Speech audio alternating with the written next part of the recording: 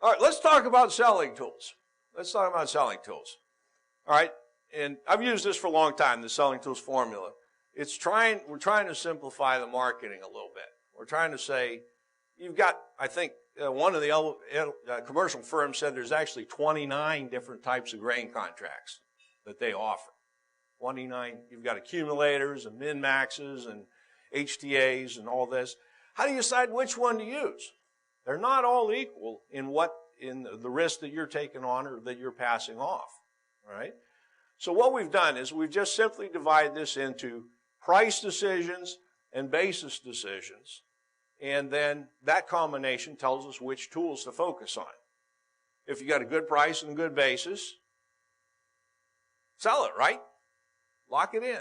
If it's going to go down, if good price means it's above your cost of production, likely to get worse, and the basis is good, lock it in. And that's a cash price or a forward contract. Those are the two that lock both of those pieces in. All right? What's the problem? Only happens less than 5% of the time. Very rare to have the cash and the board price and the basis be good at the same time. Most of the time you get the second combination. You get a good price and a bad basis. Because as the board goes up, the basis gets weaker. So now we want to lock the price in, but we want to leave the basis float. Right? So you're going to do what? You're going to sell futures or HTAs. You're going to buy put options or some kind of put spread to put a floor under that price. And you're basically going to wait for the basis to improve as the board goes down. When nobody wants to sell, the basis will get better. All right? Third combination, very common at the bottom, bad price and a good basis, right?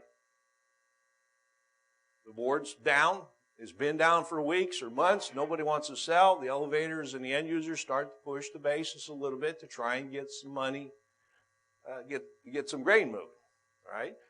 There you want to lock in the basis, keep the price open. So that's where you're going to do a basis contract or maybe a DP. You're going to sell the cash and buy re-ownership on the board of some kind. I would caution you, you don't do that into a steep carry though. All right, you don't buy July when it's at a 20-cent carry because you're fighting the carry the whole way up. All right, fourth combination, bad price, bad basis. We got too much of it, nobody wants it. All right, that's where you do nothing or feed it, try and walk it off the farm, put it under loan. We do always have that alternative, government loan for 9 months. Just delay the inevitable.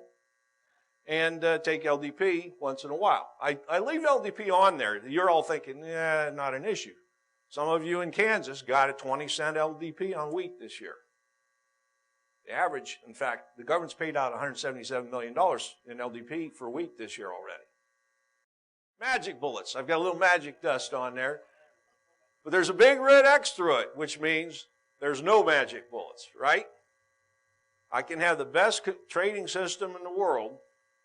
Well, what do the guys who are losing do?